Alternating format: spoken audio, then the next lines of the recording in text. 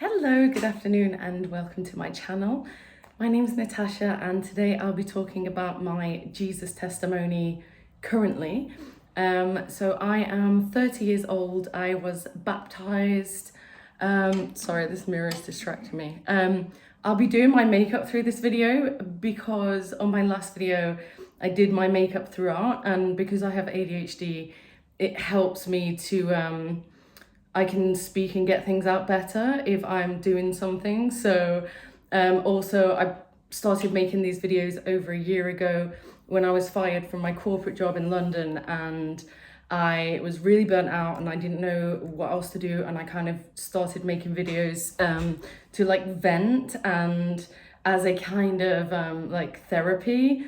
It felt like therapy to me. So yeah, decided that I'll always be 100% authentic on my videos. I don't do any editing.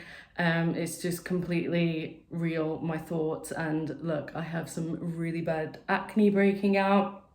And yeah, I don't feel the need to come on here full face of makeup, hair done, because I think this channel is all about freedom speech and being authentic and real. So I really love that about YouTube. Anyway, so to the good stuff, my Jesus testimony. Okay, I'll start. Oh, where is my concealer? Oh no, concealer is gone, so no concealer. Okay, that's fine. We'll start with some BB cream.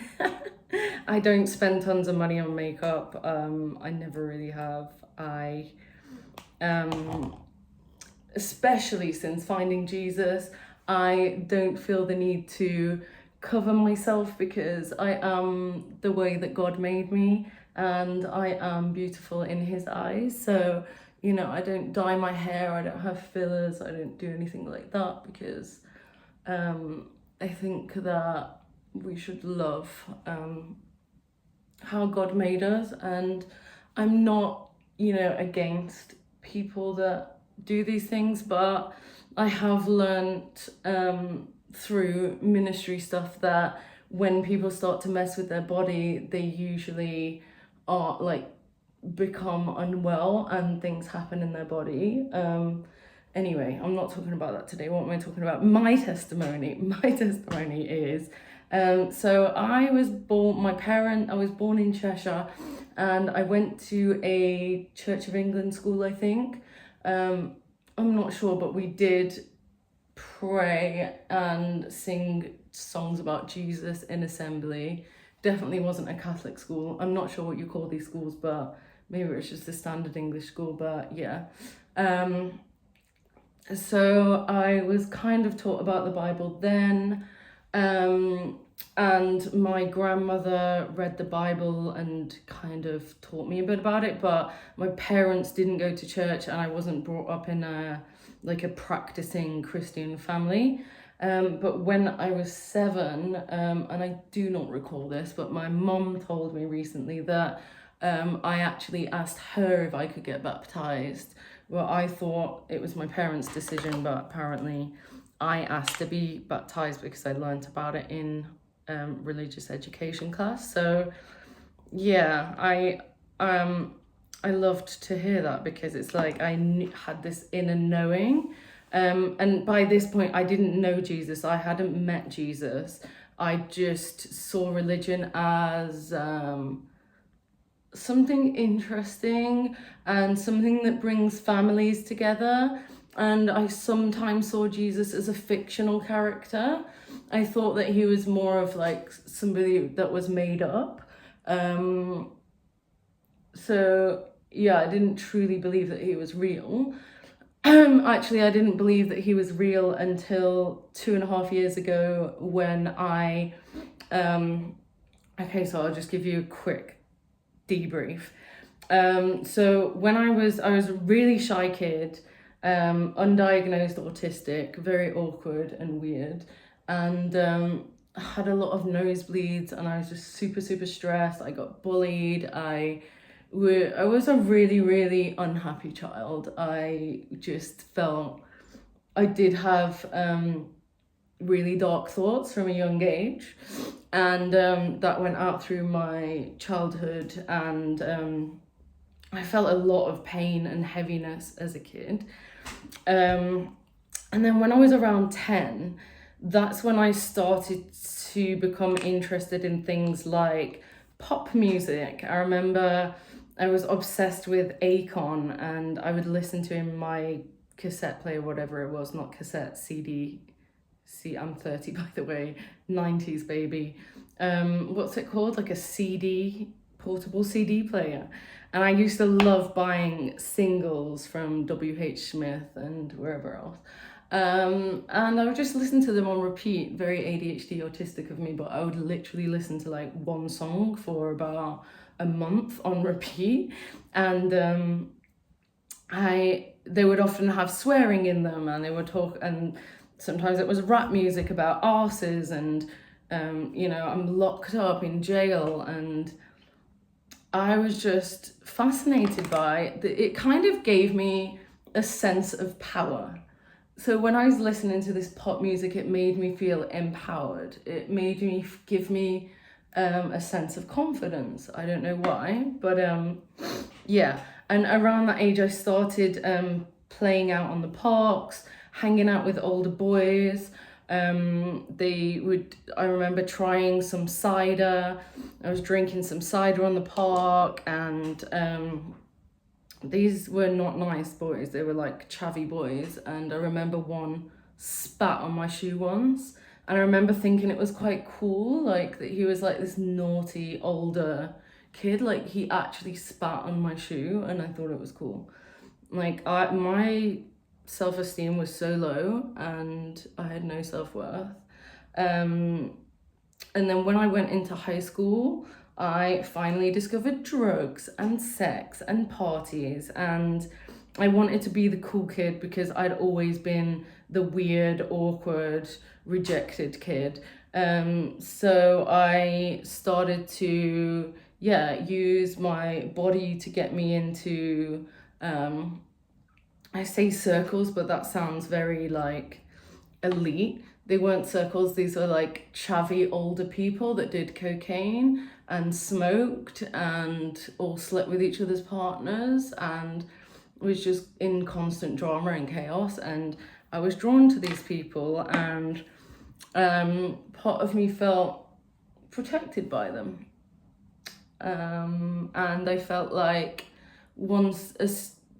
since I found alcohol, I could finally say how I was feeling. I could act silly, I could be funny. I wasn't this shy, awkward person. I was like loose, and people were laughing at me, not with me. I would do things like be lying on the floor, blackout drunk, and that kind of funny to other people with my knickers hanging out on the park. And I was just happy that I was being seen. Even though it was in a bad light, I was finally being seen, and that felt good to me. So yeah, by around age 13, I was smoking regularly, drinking regularly. My best friend at the time, her parents had this big alcohol cupboard. I want to say liquor cupboard because it actually had a lot of liquors and liqueurs like Tia Maria and so much nasty stuff, and whiskey, brandy, vodka, gin, everything. And what we would do is get water bottles, and we would put a little bit of everything, and then we would go out. And during this time, I remember I was in a car crash. A guy was driving with us drunk and high on weed, and it was raining, and he slid off the road and down to a landslide. Car was upside down, and I was just laughing. I was laughing. I just thought it was funny because I think I was that depressed that like death didn't scare me. It was actually more of a like, oh, finally this pain will be over type thing. So I was always doing risky things. And then by 14 I had an older boyfriend he was 19 and I was 14, and he became quite violent. That was a really messy situation. I don't know what happened there, but well, I do know what happened there. I met him through the older circle, and I thought that he was attractive. And again, I just felt seen, like, oh my gosh, somebody wanted to have sex with me. Wow, somebody loves me. Like, I genuinely thought that was love. Obviously now I know that it wasn't, and it did nothing but cause me trauma. But it happened, and I can't undo the past. I can only empower myself through it and hopefully help other people in the future once I've gone through some more healing. Anyway, a year of being with this guy who beat me for absolutely no reason at all. He would throw things at me. He would like punch me in the face, kick me in my stomach, like push me on the bed and just batter me. It was not nice. And I was 14, and yeah, that went on for a year, and then I finally left him after a really bad beating down the canal, and because he was sleeping with his ex. And then I met another guy who was 28 and I was 15 at this point. Met him at a house party. He was doing cocaine.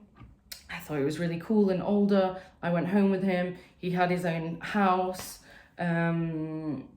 which, you know, I just thought was really cool. I'm a 15-year-old girl and he's got his own whole house, and I can just be free. And well, I wasn't really free, was I? I was like chained to all these really demonic things. But yeah, I ended up being with that guy for 5 years. I wanted to go to art school, but I ended up going to college to study makeup and hair because it was closer to him. And all I cared about was him. Like, every relationship I've been in, I've just made it my everything. And yeah, it's never gone well. So anyway, 5 years in that, again, he wasn't as abusive as the last one in terms of physical violence, but he was definitely more manipulative and nasty with his words, and smarter, probably because he's older. So he really knew how to make me feel like crap. A few years into that, I became really heavily addicted to cannabis, so I couldn't leave the house without it. Smoking it every minute of every day. I remember self-harming at this point. I was taking pharmacy drugs as an overdose, and I was like, yeah, I was cutting and I was banging my head against the wall, like really hard, just to feel something, because I was so depressed and numb and in my addiction. I'm gonna try and speed this up because my phone memory is so crap and I want to get the best bit in. Anyway, 5 years with him, 19, my best friend, one of my best friends at the time, slept with him. I then slept with her ex and my ex's brother-in-law. It was so messy. It was, you know, I'm taking full responsibility. I'm not in any way looking for anyone to feel sorry for me. This is just my story. So then from 19, I moved to Ibiza. I did 3 seasons in Ibiza. That's when I started to get involved with like new age and occult things, tarot card, yoga, manifestation, The Secret, all of that stuff. And I was so drawn to it, and I did a lot of psychedelics, did a lot of mushrooms. I did cocaine and ketamine pretty much every day. Yeah, every day. Smoked cannabis, like not just every day, every hour of every day. It was like how people chain smoke. I smoked weed. So yeah, did that over 3 summers, and then I kept going home and living with my parents and just becoming really depressed and working in a warehouse, saving up. And then I decided that I would move to London and study event management. By the way, God was clearly not in my life at any of this. Any of this from age around, 7 to 28. So I moved to London at 21 or 22, and I then got a job. I was working in the music industry, kind of. I was studying music events and living in London, and I was around a lot of Satanists, and I remember my tutor did a lesson on Satanism, and it just really angered me, and I started going to church, but I felt really like judged at the church. I don't know why. I felt like they were judging me because I hadn't repented for my sins, and I don't think I was ready to come clean. So yeah, I went to the church on and off. Like I would go for a few months and then I'd stop going, and then I met this wealthy guy that was a restaurant manager that I was working at.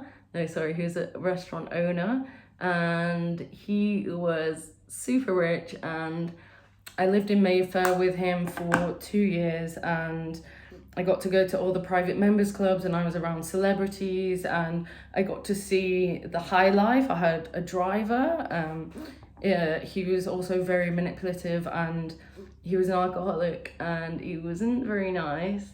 But God bless him, I do forgive him, and I do love him, because we're all children of God at the end of the day.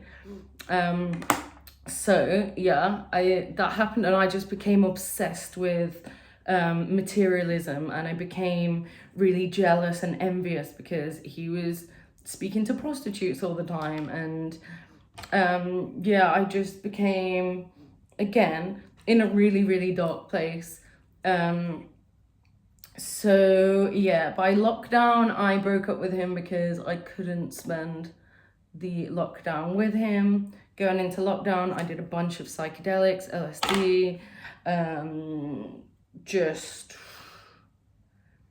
partied a lot throughout lockdown, made friends with Albanian people so I could have access to free drugs. Had a boyfriend that I had unprotected sex with, sex before marriage, all that stuff. It was just, I was doing tarot throughout this as well, because tarot was what I turned to for answers. I even went to Selfridges very frequently to get professional readings, like Psychic Sisters, and went to other tarot readers. I went to Reiki, I did Kambo. Anyway, I ended up breaking up with this guy. I ended up isolating myself, and then food binging became like my main addiction. Drugs and alcohol just stopped working. I would drink and drink, and I think I'd become too spiritually aware and conscious to be able to have fun on drugs and alcohol, because I was too awake and I could really see what it was doing to me. And binge eating was something that I was so ashamed of. So I didn't want to, I remember I was having therapy, and I didn't speak to her about it. Like, what on earth? Sometimes things are hidden, and keeping things hidden keeps us addictive. And I think what we're hiding from is feeling what's really, really going on. And I obviously didn't want to feel, and I'm sure there's things that now I still don't want to feel. But I think that Satan keeps those hidden, because once we bring them into the light and feel them and overcome them, then we become more powerful and able to get closer to our purpose. So anyway, drinking, and so even though the drinking wasn't working, like I was still drinking a lot, and sleeping with guys, and just living like a really unholy life. And I was just so depressed and addicted at this point, and I was becoming overweight, and just like, I was starting to really despise myself. And I also was around 26, 27 at this time, so it's like, it's not really cute anymore to be getting blind drunk and falling all over the place. I don't feel like I can get away with it going into my 30s. Sorry. So I went to Alcoholics Anonymous. 2 months into Alcoholics Anonymous, so I was finally feeling all these feelings, right? No drugs, no alcohol, nothing. And I was in so much emotional pain. I remember lying on the bathroom floor, like I felt like I was being set on fire, and I was just screaming out to God, like, please God, help me. I'm sorry. And I was like having so many flashbacks of everything that I'd done, in my past. It was like PTSD flashbacks of all the sexual trauma, all of the things that I've done wrong, and all these painful images was flashing in my mind. And I was like, God, please help me. I looked in the mirror, I looked at myself in the eye, and I was like, I can't do this. And like, God, I need you to help me, please, God. I cried and cried and cried. That night I fell asleep, had the most visual dream I've ever had in my life. I was in this apartment building in Battersea, which is my favourite apartment that I always look at. So I know that God was like, I'll catch your attention. Look, you're in the apartment that you love. Look, wow. Everyone started shooting. There was men in suits and everyone was shooting each other. And I was in the middle. So the bullets should have been hitting me and going through me, but they were just bouncing off me. And I was like, this is so weird. How are the bullets just like, how am I bulletproof? Literally, I was bulletproof. And then I walked towards the window and I felt this presence behind me that was Jesus. And Jesus put his hands on my shoulder and I felt so loved and protected. And he took me over to the window and it was just pure white snow all over London. And he was saying to me that I've been purified. I woke up the next day. It was a Sunday. I didn't plan for it to be a Sunday. It was a Sunday. I felt like a new person. I felt reborn, like so much had been lifted from me. And that day I went to church and I had a newfound confidence. I was telling everyone in the church this happened. People were bursting out crying. It was like a very dramatic experience.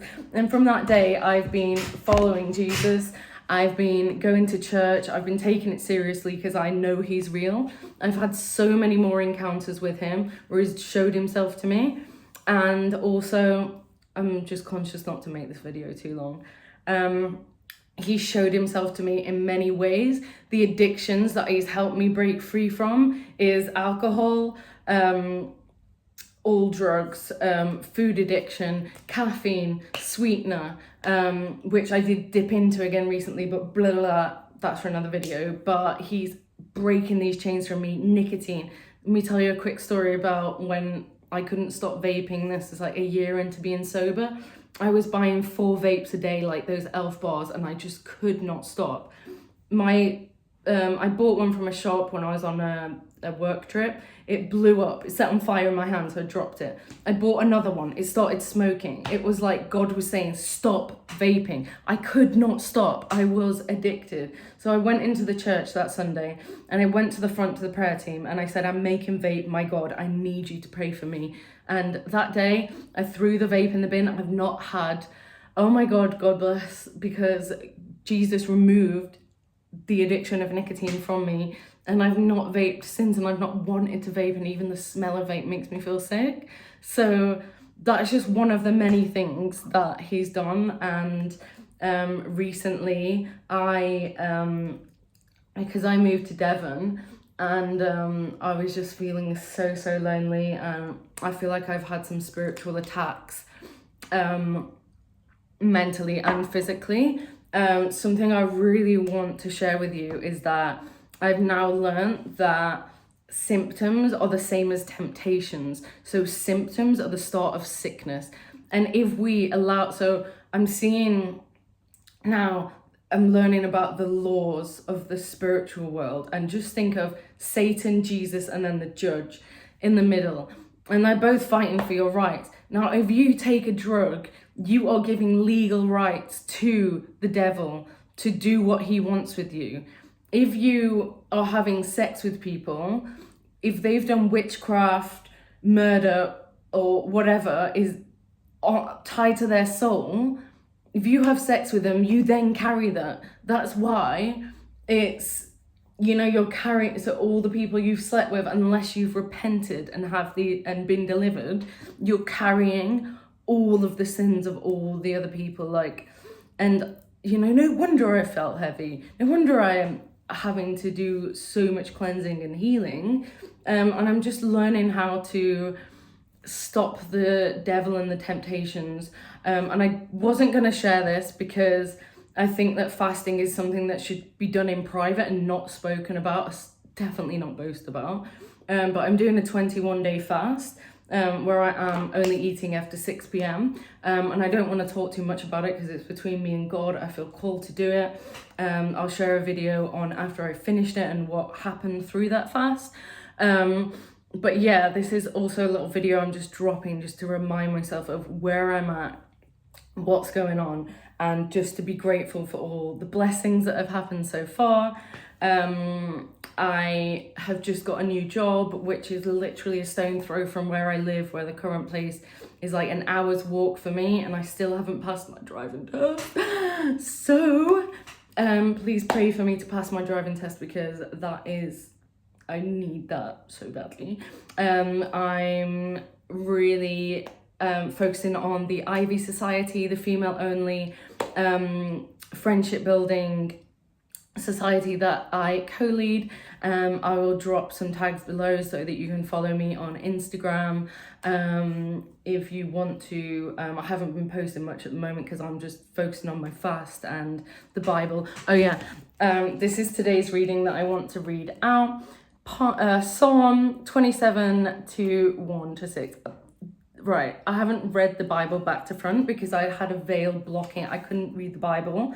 But the last few weeks, a fellow put me in touch with this random guy, Brother Marcus, who is Brother Nicholas, sorry, who's in Cardiff, and he's been praying with me for hours and hours over the phone. And now I'm hooked on the Bible. Like, I'm hungry for the Bible, not food. It's amazing. Anyway, the Lord is my light and my salvation. Whom shall I fear? The Lord is the stronghold of my life. Of whom shall I be afraid? When the wicked advance against me to devour me, is it my enemies and my foes who will stumble and fall? Through an army beside me, my heart will not fear. Though war break out against me, even then I will be confident. One thing I ask from the Lord, this only do I seek, that I may dwell in the house of the Lord all the days of my life, to gaze on the beauty of the Lord and to seek him in his temple. Amen. And I'll leave it there. This verse just told me to not be fearful. Love is the opposite of fear. Fear is sin. Fear doesn't belong to us. And I just want to become more fearful. Oh my God, I want to become less fearful, more confident. See? Was that you, Satan? Tapping in. Bye. Right. Thank you so much for listening. I love you. God bless you.